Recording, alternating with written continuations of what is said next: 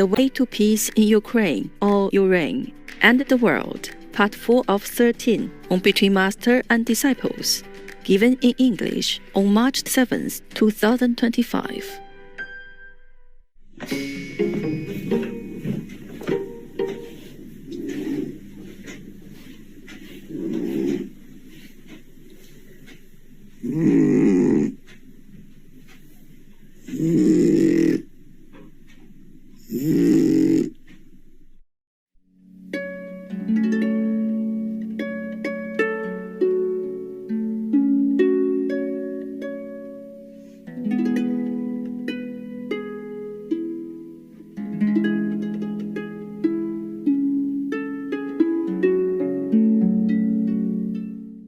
Now, President Zelensky, I understand all your situation as the leader in a war-torn country and continuous war.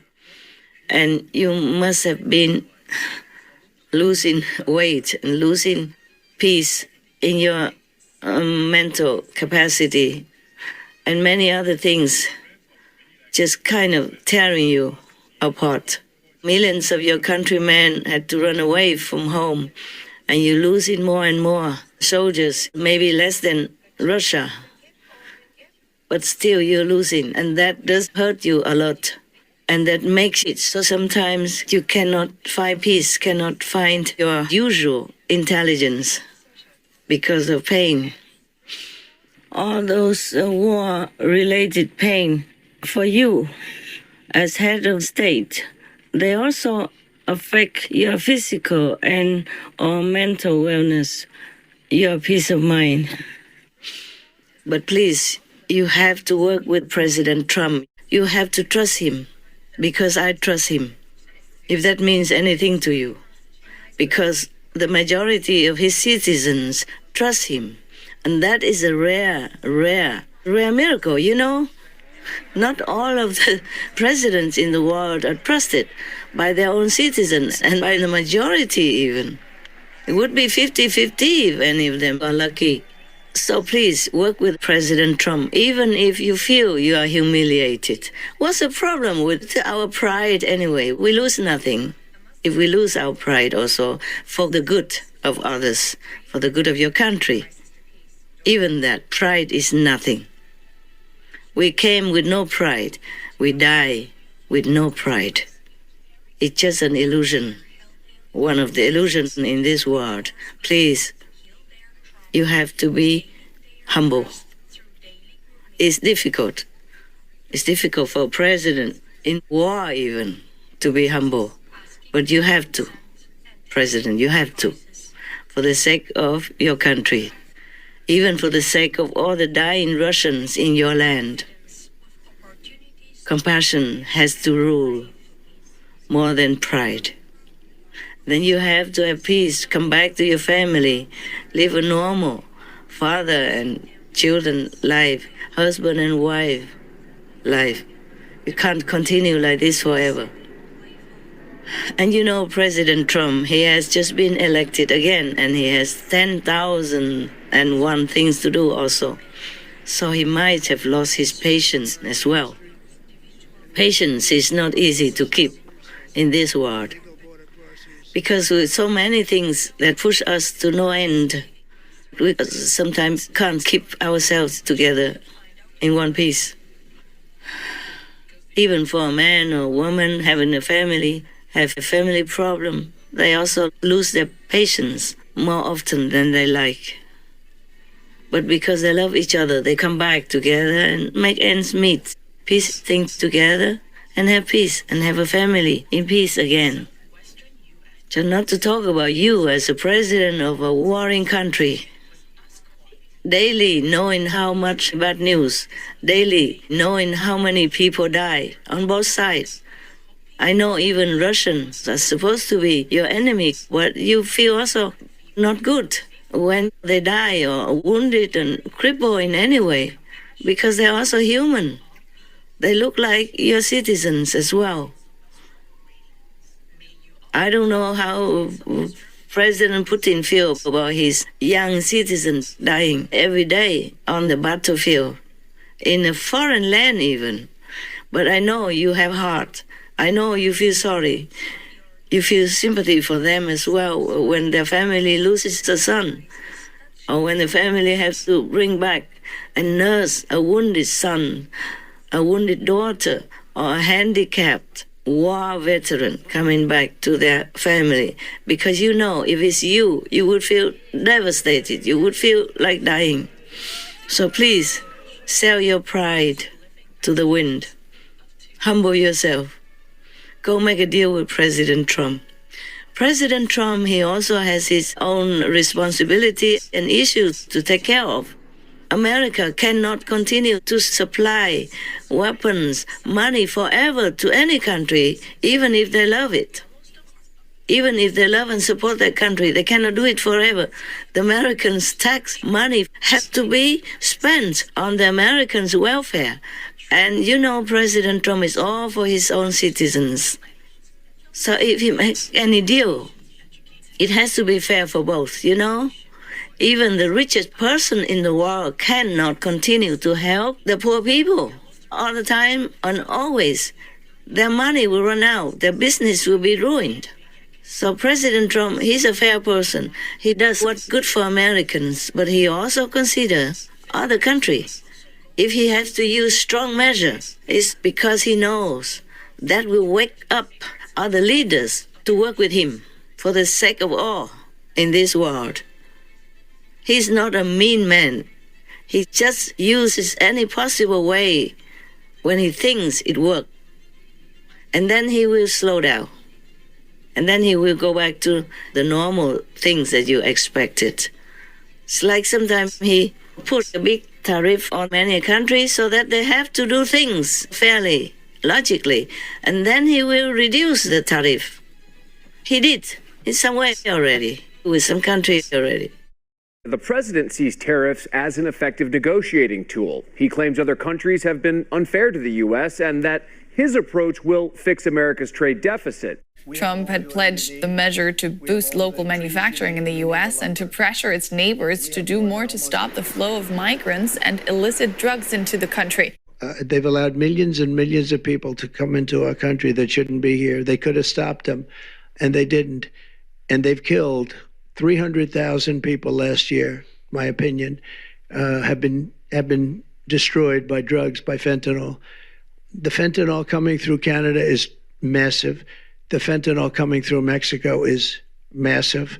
President Donald Trump is temporarily pausing tariffs on steel and aluminum imports from Mexico and Canada, giving the countries more time to negotiate key issues around border security and even trade. The president has been engaged in a lot of talks with Canadian Prime Minister Justin Trudeau and Mexican President Claudia Sheinbaum. The president yesterday talking about his conversation with Sheinbaum, saying that he had a good, productive conversation with the Mexican president and says he does see tangible evidence regarding Mexico's actions to stop the illegal flow of fentanyl. He says he has seen some evidence that the flow of fentanyl has been declining. President Donald Trump says, quote, after speaking with President Claudia Sheinbaum of Mexico, I have agreed that Mexico will not be required to pay tariffs on anything that falls under the USMCA agreement. This agreement is until April 2nd. I did this as an accommodation and out of respect for President Sheinbaum. Our relationship has been a very good one, and we are working hard together on the border, both in terms of stopping illegal aliens from entering the U.S. and likewise stopping fentanyl. Thank you to President Sheinbaum for your hard work and cooperation, end quote. Yes. So he's not a mean person. Please do not look at him from the outside actions that he has to take to save his people, the Americans. America has become almost exhausted in different aspects of their country. So he has to return stability and wellness to his citizens because that's what he vowed to do. So please, it's not only you in war that have problems with your country and Russia. President Trump, even in peace, also has a lot of problems to take care of because everybody looks up to America for help. For war settlement, for handling international crisis, and for peace. So please, you have to trust President Trump. Without America, your country will be gone. And do not rely on Europe's help either, because they also been at war not long ago, and now they also have to recover. And then they have so many millions of immigrants, legal and illegal, who came to their country and are also eating up their wealth and their citizens' taxes and making their country also harder to get by. Now, you can see very well that when the war first began in your country, Europe just ignored you. You fought all alone. And I even had to come to my TV screen and explain it to them that Russia wanted to even invade the whole of Europe. By the way, they maneuvered their strategy, the war strategy, in the beginning of the war. They took over, occupied many areas alongside the European border with Ukraine. What did they do that for, huh? NATO, you can't even trust them. NATO refused Ukraine. EU refused Ukraine. America crossed their arms in front of their chest, watching on. So Ukraine is left alone to fend for themselves or to die alone. Talking about good neighbors. Love thy neighbors and all that. Yes. They make an excuse saying that if they order no-fly zone, that means they could maybe trigger the nuclear war in Europe. Yes. But just maybe, because Russia will be also afraid of NATO and the world and many countries that have nuclear. Yeah. Right, that's true. And even maybe more than Russia has. Yes. If all the countries put together. Yes. Because Russia is the one, and they have many nuclear in many other countries, including India, even. Yes. So first they refuse Ukraine because they say Russia will make an excuse to war with Ukraine, and Russia already did. And they still don't accept Ukraine, and now they make an excuse that it might trigger a nuclear war. So they refuse Ukraine again. Probably they wait until nuclear comes. Yes. And at that time, it might be too late to react. Yes. Maybe they'll be dead already. Because you can see Russia he does things using elements of surprise. Yes. Up to now, he didn't tell anybody that he's going to make war with Ukraine, even though he already built up an army force next to the border. Yes. And meanwhile, keep saying, no, we don't talk about that. Even he told his vice chief, no, we don't talk about conflict with Ukraine, something like that. And he didn't tell anyone else. I didn't tell his people even. Even the army did not know until maybe last minute. Help Ukraine to eliminate this war in any way you can. In the beginning, all the way up to deeper into the war, the Kremlin occupied all this border from Crimea because they took Crimea and they used that as a base, as a stepping stone, and went more deep into Ukraine's different regions along the border of Russia. And they want to stretch it all the way to Belarus and then past Belarus and then all the way to cover all the border with Europe. You can see that. I don't have to be a war strategist to see it. I saw it on the map. And you see the brave Ukrainian soldiers and people are already taking back more than half of what Russia has occupied. Well, we thank God for that. And we are in debt to them. Because if they take all the border all the way to Belarus and continue, then they will have bases everywhere around the European border. And they will attack any European country anytime, easily, if they have bases already. And are prepared and equipped everywhere they want.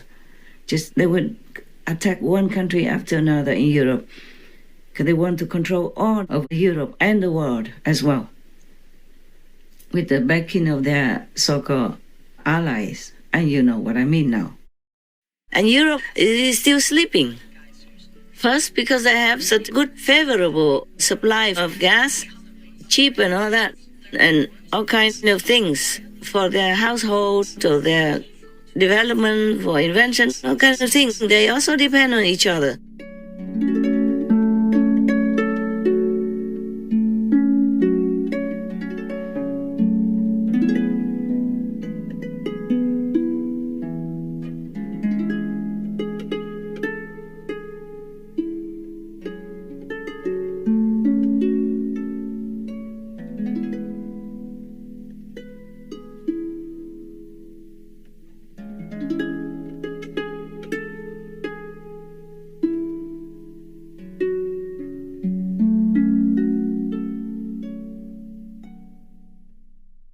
Supreme Master Ching Hai, vegan, is a world-renowned spiritual teacher, humanitarian, and artist. To learn more about her compassionate life and teachings, please visit suprememastertv.com/master.